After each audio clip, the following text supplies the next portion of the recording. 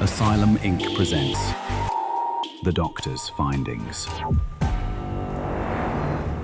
Recordings for the absent. The red light blinked with the persistence of a dying star. Desmond Whitmore sat in his threadbare armchair, watching the ancient answering machine pulse in the amber gloom of his study. Outside, October rain drummed against windows that hadn't been cleaned in months, each droplet a tiny percussion against glass grown thick with accumulated neglect. He had retired 3 years ago from his position at the university archives, trading the musty comfort of forgotten manuscripts for the even mustier comfort of his inherited Victorian house. The answering machine had come with the property, a relic from the previous owner's estate, its plastic casing yellowed like old bone. Desmond had meant to replace it, but inertia and a peculiar fondness for analog technology had stayed his hand. The blinking intensified. 7 messages, the digital display proclaimed in sickly green numerals. Desmond pressed play with a finger that trembled slightly. Age, he told himself, though he was only 62. The first voice emerged from the machine's tinny speaker like something dredged from a deep well. It was his own voice, unmistakably, yet somehow wrong in ways his conscious mind couldn't quite grasp. Desmond, it's Desmond. Don't forget the appointment with Dr. Meridian tomorrow at 3:15. The one about the pallium readings. You know how important this is, how important it will become. The line went dead with a soft click that seemed to echo in the room's stagnant air. Desmond's mouth went dry. He knew no Dr. Meridian, had never scheduled any appointment, yet the voice was undeniably his. Not a recording he remembered making, but carrying the familiar cadences of his speech, the slight lisp on sibilance that had plagued him since childhood. He pressed the button for the next message with growing unease. Desmond here again. The symbols are appearing more frequently now. The hourglass with no foundation. You'll understand when you see it carved into your kitchen table. Check the wood grain near the salt shaker. It's been there all along, waiting.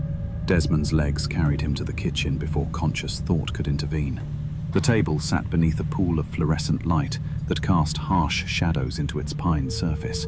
He bent close, examining the wood with eyes that had spent decades deciphering faded ink on parchment. There, barely visible in the grain but unmistakably deliberate, was the outline of an hourglass. But where the base should have been, the wood simply continued in natural patterns, as if the symbol hung suspended in temporal space without foundation or anchor. His hands shook as he traced the carving with one finger. The wood felt warm, almost fevered, and seemed to pulse with a rhythm that matched his accelerating heartbeat. Back in the study, the answering machine waited with its remaining messages like a spider in its web. Desmond sat heavily in his chair, which creaked with sounds that seemed to come from somewhere other than stressed wood. Message 3. The Echo Child Type 6 manifestation is accelerating. You'll begin to see them soon, the ones who return before they depart. They look exactly like you, Desmond, because they are you, from times that haven't happened yet. Don't let them in. Don't listen when they knock. Desmond's reflection in the dark window seemed to shift slightly, as if another version of himself was trying to push through the glass from outside. He blinked hard, and his reflection steadied, but the impression of movement lingered like an afterimage burned into his retina. The fourth message carried a quality of distance, as if the speaker was calling from the bottom of a well or across vast expanses of time. The Pallium Phase 3 protocols are in effect now. You initiated them yourself 3 months from now. The temporal feedback is beautiful, Desmond. Beautiful and terrible. You can see all your possible selves, stretching back and forward through time like pearls on an infinite string. Desmond felt something cold settle in his stomach. The voice was still his, but it carried knowledge he didn't possess, spoke of events that made no sense. Yet buried beneath his confusion was a growing recognition, as if memories were trying to surface from depths he didn't know existed in his mind. Message 5 arrived with static that resolved into words. They're knocking now, aren't they? The other versions of yourself. From tomorrow, from next week, from years that taste like copper and sound like screaming. Don't answer the door, Desmond. Not yet. You're not ready to see what you become. As if summoned by the words, a soft rapping began at the front door. 3 measured knocks, a pause, then 3 more. Desmond's blood turned to ice water in his veins. The knocking pattern was his own, the same rhythm he'd unconsciously used for decades when visiting friends or colleagues.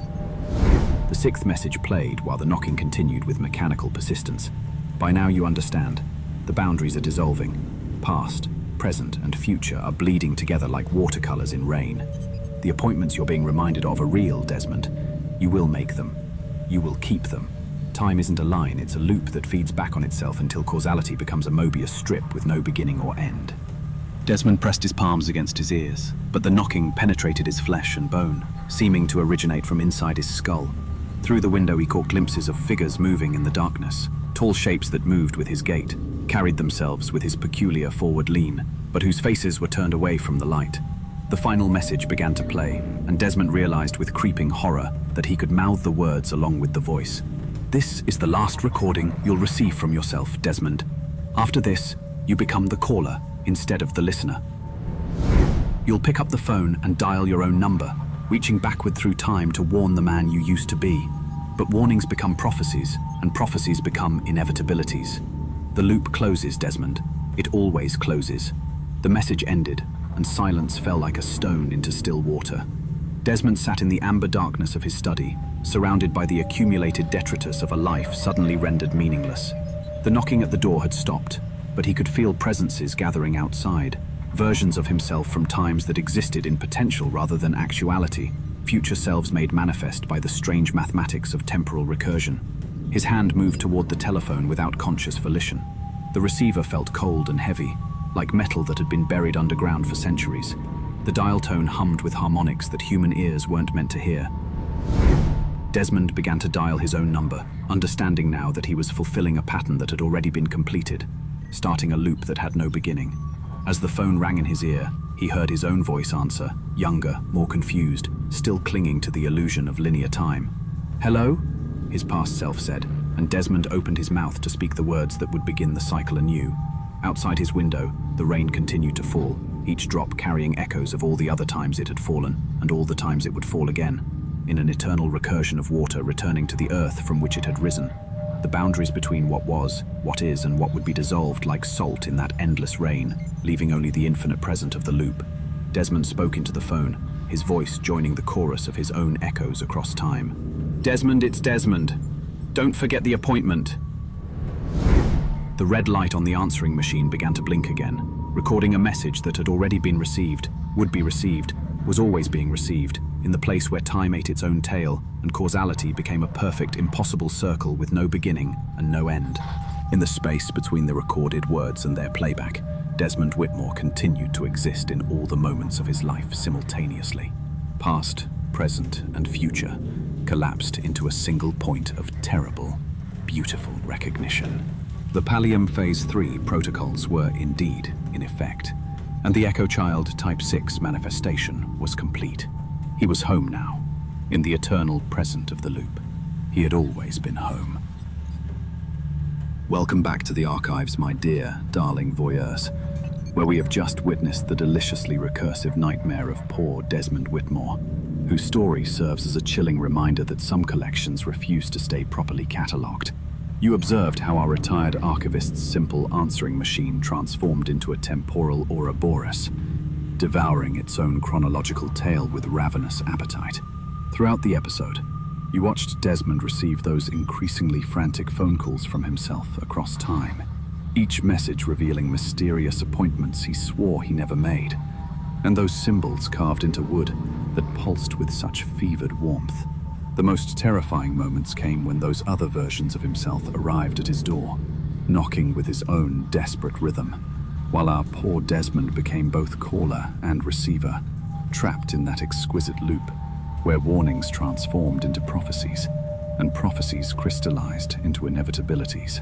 How perfectly fitting, as I'm sure you appreciate it, that a man who spent his life cataloging the forgotten past should find himself filed away in time's most horrifying collection, the eternal present, where every ending you witnessed becomes yet another beginning, and the archive finally claims its most devoted curator.